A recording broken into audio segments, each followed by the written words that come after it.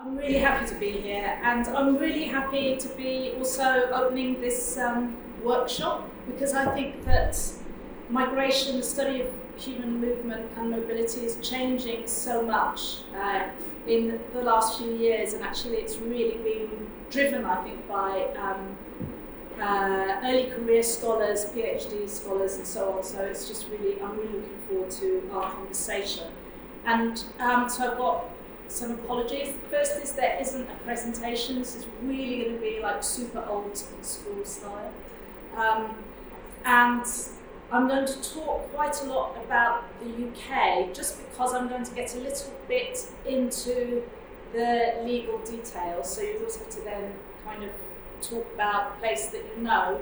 But I hope that when I'm talking, you'll be thinking about what's different or what's the same, whether we're talking about Norway, Poland, or whatever country it is that you're working on in terms of migration. So the citizen has rights. The citizen is privileged in comparison to the migrant, who often aspires to citizenship. And this isn't an abstract aspiration. So I often use the term non-citizen as a synonym for migrant, because I think sometimes migrant has very negative connotations. But actually, it's not really correct, because most migrants in Europe, at least, are not stateless, and they do have citizenship. They just don't have the citizenship of the country of which they've migrated to. So people aspire to a specific citizenship, the citizenship of their country of residence. And there's many obstacles to obtaining that citizenship, and some people go to tremendous lengths and pay a lot of money along the way to achieving it. But while the legal status of citizenship does offer very material advantages, there are exclusions within citizenship, as well as exclusions from citizenship. Despite its claims to equality, citizenship does not make the citizenry equal, and often, in fact, institutionalizes both difference and inequalities.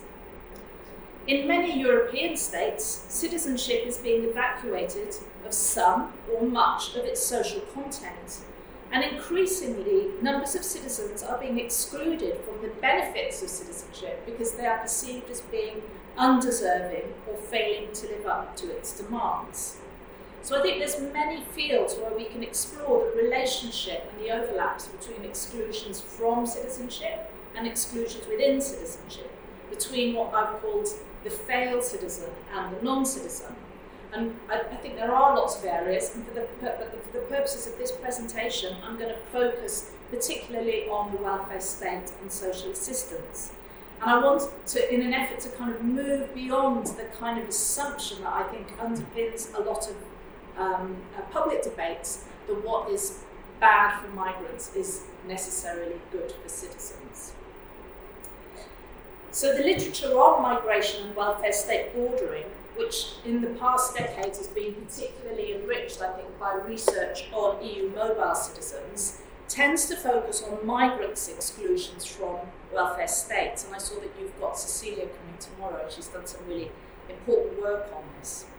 But research is also developing that examines mechanisms that restrict access to social benefits from both citizens and migrants. I want to use the lens of state control over mobilities of residents, both citizens and migrants, to further develop this literature. So I'm going to begin by kind of critiquing the migrant-citizen binary, claiming that it promotes as actuality what I call fantasy citizenship, of equality and accessible rights, when the reality is in fact one of banal citizenship. I'm going to argue that this fantasy citizen is a worker citizen, but that the substance of the right to work is the right to a welfare safety net, and the banal citizen finds access to this safety net restricted by not the right to work, but by the duty to work. So I want to take the example of the UK, and specifically England, and look at how citizens' mobility is restricted and controlled via welfare state mechanisms, which can effectively turn citizens into migrants via worker citizenship. So I'm going to look at that, and then I'm also briefly going to talk about the restrictions of COVID-19, which is another way in which we can see our movements as citizens are increasingly controlled, and including its racialised policing.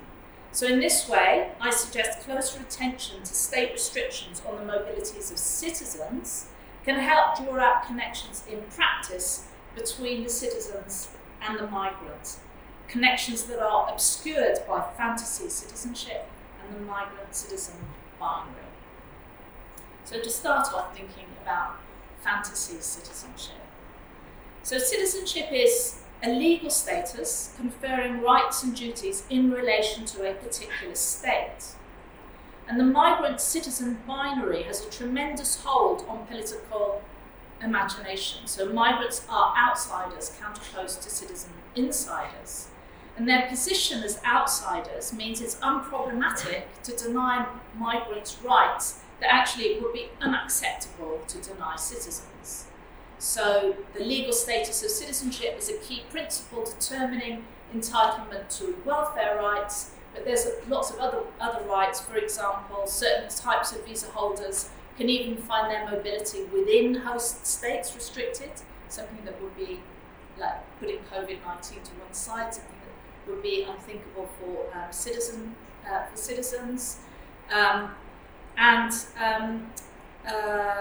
But for example, Australia 491 regional visa holders can be unable to choose where they live in their host state, and in Canada, people who hold visas under the provincial nomination program may be required to sign documents committing to reside in a certain province and post good faith deposits as evidence of that commitment. So migrants, those who are non-citizens, can find their mobility restricted not just across borders, but also within states. But as well as a legal status, citizenship is also a normative good. It's often synonymous with nationality, that is, with belonging to the national community. And actually, I think this kind of, I think nationality and the ambiguity of nationality is something that's really interesting and worth thinking about. So this national community is a community of value that is composed of people who share common ideals and patterns of behaviour expressed through ethnicity, religion, culture and language. Its members have shared values, so that's how I kind of conceive of this community of value. So to access legal citizenship via naturalisation, migrants must always prove that they deserve to enter the national community, the community of value, through fulfilling criteria. So it's not just enough to have resided for the right amount of time, but you have to, to speak the language, but you have to demonstrate somehow that you're a person of worth through tests, behaviour and sponsorship. Sometimes the language is actually used of earned citizenship, and you have to prove that you uphold certain values, thereby proving that you can be integrated. So these sorts of requirements purport to identify those suitable to be designated as insiders and to exclude those who are not deserving or desirable for the state and who fail to fit the normative order. So, for example, migrants who wish to become Australian, Spanish or French citizens must be of good character. In the UK, where good character is required of anyone who is aged over the age of 10, not being of good character is the most common ground for refusal of naturalisation, and it's been rising in recent years. And in general, good character requirements across multiple states have some components that seem relatively straightforward. Not having a criminal record, not being bankrupt, and having paid taxes. But it can also be just being a good kind of guy. So in the US, you must be of a good moral character. And examples of what constitutes failing to have a good moral character includes polygamy, prostitution, habitual drunkenness, and gambling. Infamously, in the Netherlands, the naturalisation process included at one time watching a film depicting female nudity and gay men kissing and showing that you found these acceptable. So these kinds of requirements run along the requirement not to be involved in terrorism, crimes against humanity, war crimes or genocide. So naturalisation procedures and requirements typically attempt to map legal citizenship onto normative ideals of citizenship, mimicking the model citizen. But it's no secret that what's on display on governments' naturalisation websites, and I quite often like looking at the naturalisation websites for the images they use, can be really interesting. I remember in Norway actually, one stage they had one of a guy like strumming a guitar, and I was really trying to think why is this desirable. Anyway, so if you look at the government's naturalisation websites, what we see is actually fantasy citizenship. Many people with the formal status of citizenship were born into citizenship and not paid up members of the community of value.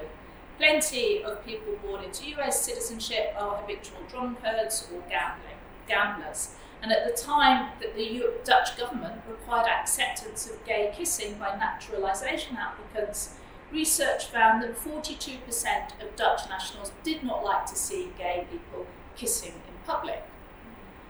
A research study found over 65% of UK residents, the vast majority of them citizens, failed the life in the UK test. And YouTube is awash with videos showing natural-born citizens, including the highly educated, stumbling over citizenship test questions in a variety of countries. So following Billig's distinction between hot and banal nationalism, we might distinguish between fantasy citizens and the banal citizens of ordinary life, who may not be of good moral character, fail to pay their taxes, and in the UK case at least, do not know the exact height in feet of the London Eye. Moreover, the binary conception of migrant, citizen, outsider, insider is fundamentally flawed.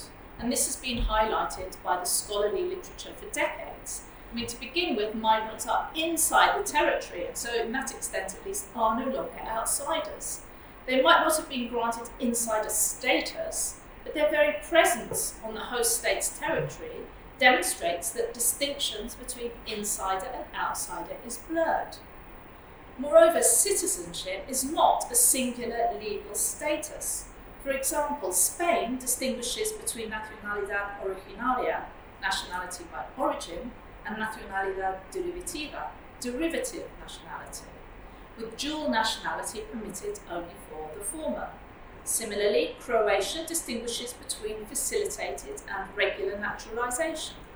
So, and even more so than we can't have this binary because citizenship is not a singular legal status, but even more than citizenship, as migration scholars have been saying for decades, migrant is a highly heterogeneous status. And it's shaped in part by the citizenship held by the migrant. When people are seeking to migrate, there are gradations of outsiders. Some nationals may be granted visa-free entry under bilateral agreements, while the diaspora, the wealthy and the highly skilled, are likely to find visa regimes designed in such a way it's easier for them to enter states than co-nationals, low-wage migrant workers.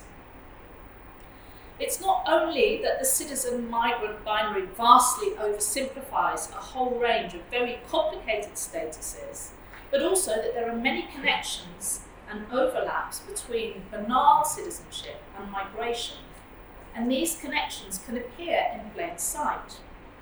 Consider the descriptor of second-generation migrants, a term in Europe applied to racialized minorities who may never have crossed the border in their lives.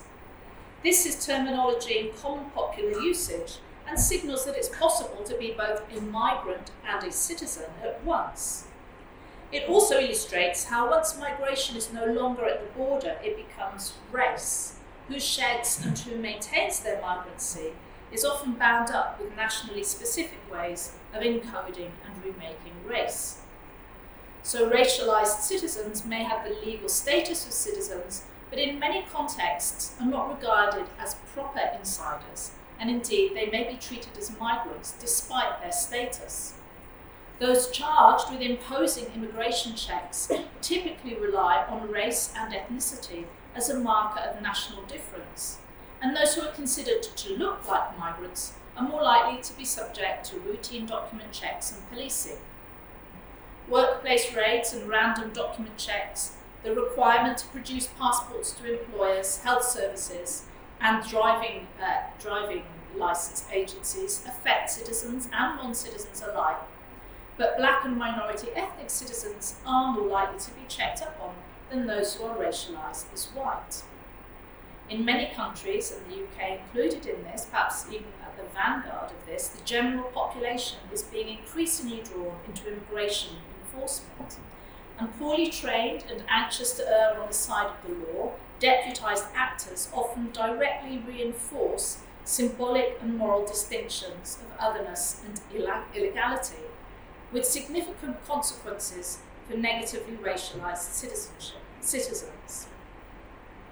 This conscription of social actors into immigration policing is insidiously expanding in many states, including, I've mentioned the UK, but the US, Netherlands and France are also increasingly doing this. And in the process, immigration controls are increasingly criminalising not only non-citizens but also citizens who find themselves entangled in complex bureaucratic and legal requirements. So increasingly citizens are finding themselves on the wrong side of immigration law. And this can be, as has been looked at, kind of via trafficking, modern slavery, smuggling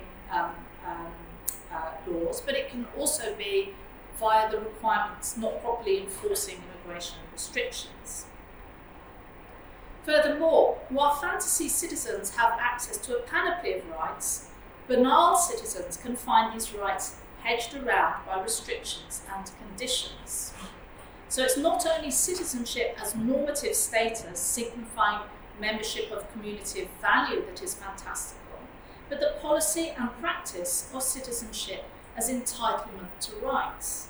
So the dazzling distinction of the migrant-citizen binary gold-plate citizenship by looking at it from the outside, preventing us from seeing banal citizenship and potentially important connections between the marginalisation of banal citizens and the marginalisation of migrants. There are multiple ways in which formal citizens may be denied rights that are considered integral to citizenship of a liberal democracy.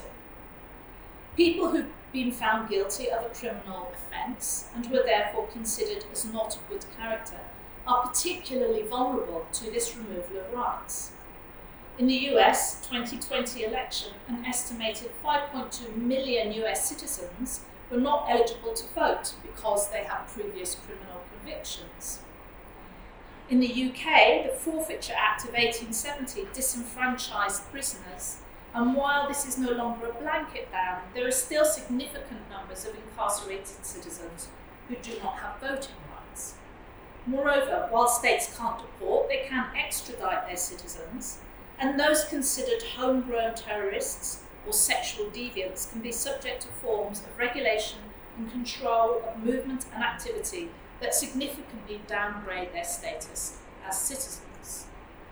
But these are extreme examples of what might be viewed as a form of civic death, when states would likely respond were the perpetrators not citizens with deportation.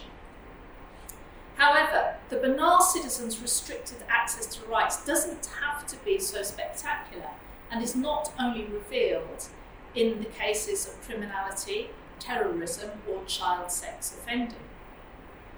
For full inclusion in the community of value, the fantasy citizen is necessary of the fantasy citizen.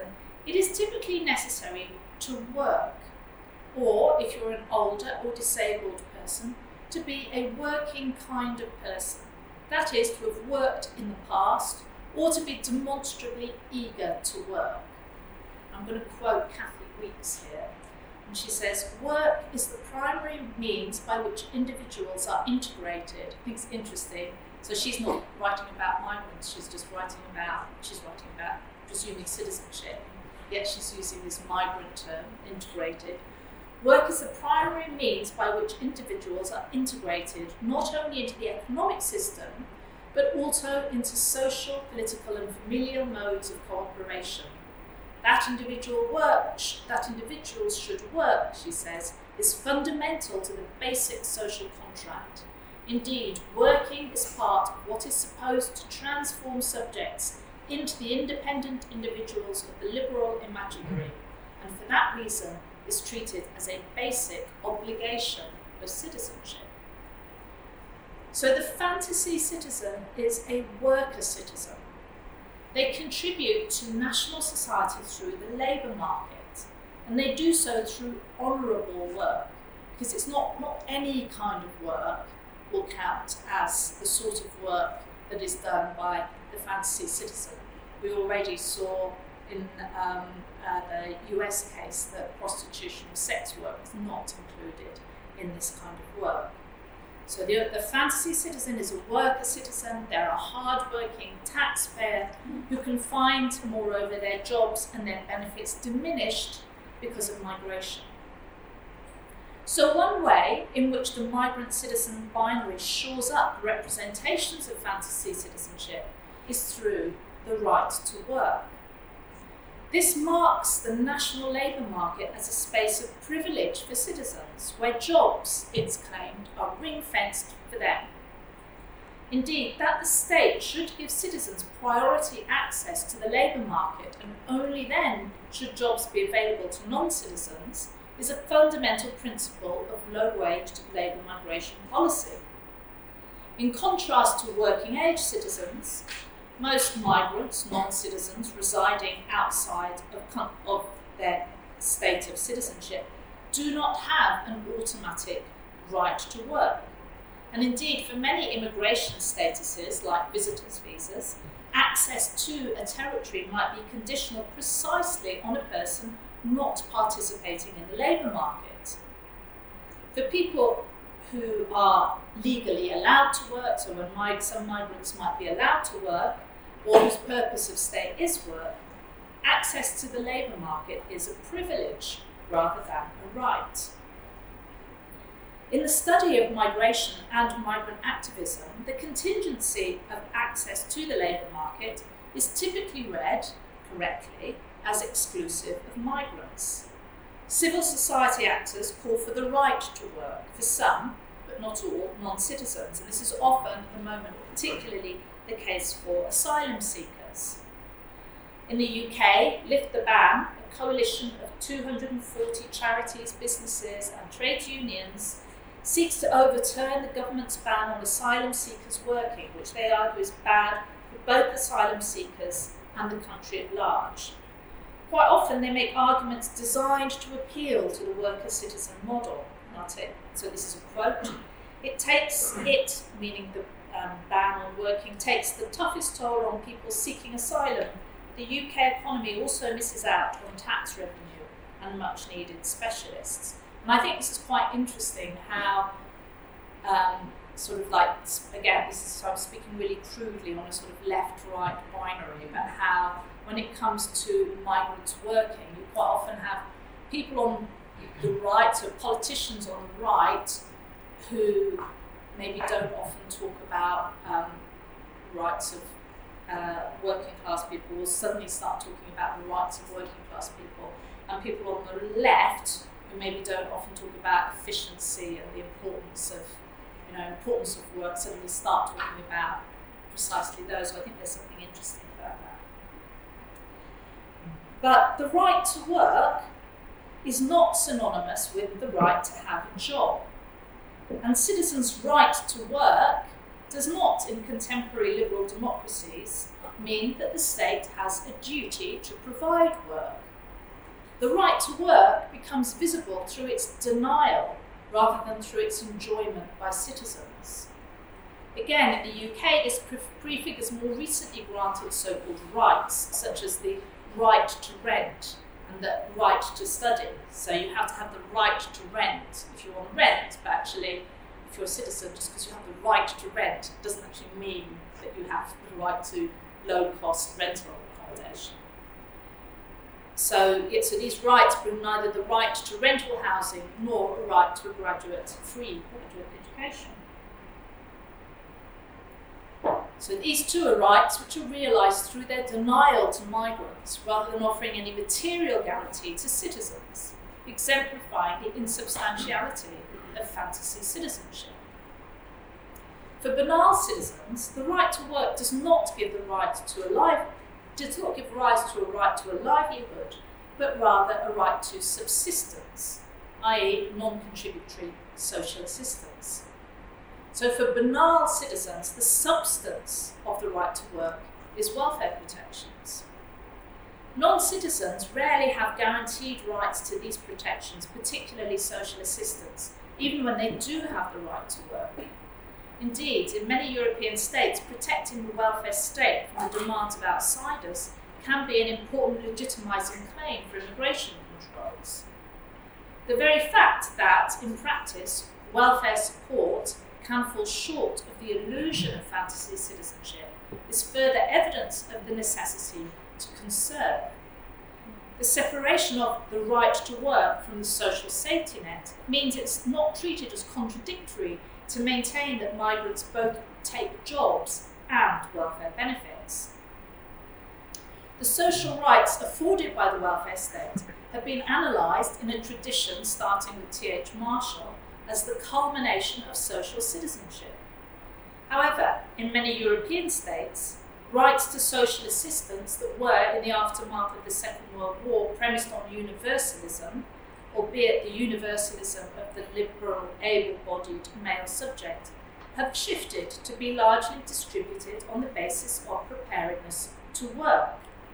Welfare provisions have become viewed as obstructing rather than facilitating a well-functioning labour market, and citizens' rights to welfare have moved to conditional entitlements on the basis of individual responsibility to sell your labour through the market, a process that has accelerated with austerity. The UK has led the way in Europe, and access to welfare benefits is increasingly contingent on surveillance and behavioural intervention. Punitive measures are taken towards claimants who are judged not to comply with work-related conditions, such as mandatory participation in employment-related programmes, job search interviews, and unpaid work placements. If a person is late for appointments, considered not to be putting enough effort into looking for work, or misses phone calls, they're subject to an extremely tough sanctions regime, with benefits reduced or even cut completely. Even those who are working may be subject to these kinds of conditionalities and penalties. So when we no longer take for granted the dichotomous mapping, work as a right for citizens, work as a privilege for migrants, and consider the substantive question of access to welfare, it becomes clear that the right to work can be highly disciplinary of citizens, and indeed might be better characterised as the duty to work rather than a right. Fantasy citizenship directs attention to the condition of citizenship category for migrants and citizens alike, and appeals to the inherent and unavoidable nationalism of nationally organised welfare states. It leaves out of focus the erosion of the welfare state and profound shifts in access to welfare for citizens. And it doesn't bring into conversation with limitations on support available to migrants, other than to position the diminishing pot as under further threat from non-citizens. And the discourse of the right to work can play an important role in facilitating this.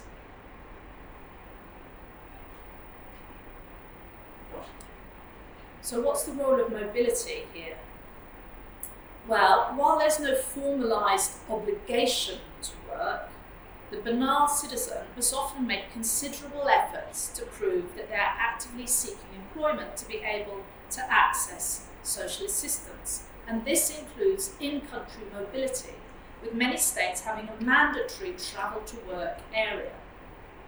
Within the territory, worker-citizen logic means that mobility is both socially expected and supported, because it marks the willingness of individuals to improve their chances of social inclusion within the territory. At the same time as unemployed citizens have mobility for work as a requirement placed on them, for non-citizens, access to welfare benefits is viewed as an incentive that might attract benefit the migrants moving for benefit tourism. When EEA citizens were granted the right of free movement and residence across the European Economic Area in 2004, there were concerns about benefit tourism across EU member states. This was even though residence for longer than 3 months was contingent upon the mobile EU citizen was not becoming an undue burden on the country of residence. This meant that in effect the person had to be economically active, a banal worker citizen, or able to financially support themselves without working. So as EEA citizens became free to move across the EU, most EU member states introduced national habitual residence tests, limitations on welfare benefit access imposed via national security regulations, not via immigration controls. And because these were imposed via social security regulations and not immigration controls, that meant that they also applied to citizens. So when UK citizens return to the UK after a period of residence abroad, while they have a right to enter the UK, they don't necessarily pass the habitual residence test, and having the legal status of citizenship is not by itself considered a strong enough link to the country to merit immediate access to social assistance. The 3-month delay before they can access certain elements of the welfare state, including social assistance, can come as a nasty surprise to returning UK nationals. Thus, policies designed to limit non-UK nationals' access to rights have consequences for UK citizens, and in this case, policies enacted to affect EU migrants have an impact on UK citizens and continue to do so even though the UK has now left the EU. But length of residence requirements are not imposed only by the national governments, but also by subnational authorities. In the Netherlands, social assistance claimants can be sanctioned a month's worth of benefit if they move without a, quote, clear and good reason. In Turkey, some recipients of disability and elderly allowance can't even move to a different street in the same district, as any application is automatically terminated, meaning in effect the benefit is withdrawn for months. In Hungary, it's necessary to prove residence for a year in a local area before being entitled to apply for social housing. In the UK, local authorities impose residency requirements, sometimes for as long as 10 years before you can legitimately go on a housing waiting list. And notably, the movement of people into local authority areas is described as migration, irrespective of the citizenship of the people moving. I'm now quoting from a local authority guideline, quote, by migration, we are not just talking about people moving to and from the UK, it also means the movement to and from different parts of the country. At the local scale, negative connotations of migrants and migration are therefore deployed against those very people that are depicted by national governments as vulnerable to migrants, so-called, taking jobs and benefits. And interestingly, to become eligible for housing, this stigmatised citizen, who's turned into a migrant, can face demands akin to naturalisation processes. So not only must they be resident for specific periods to qualify for rights, but they must also demonstrate that they fulfil certain normative requirements akin to those good character requirements I mentioned earlier. So not having a criminal conviction, not being antisocial, working, and if you're not working, doing a certain amount of volunteering, a certain number of volunteering hours, for example. So I think that's really interesting similarity with naturalisation processes. So the relation between mobility, labour and access to social protection is obfuscated if we impose a migrant-citizen binary.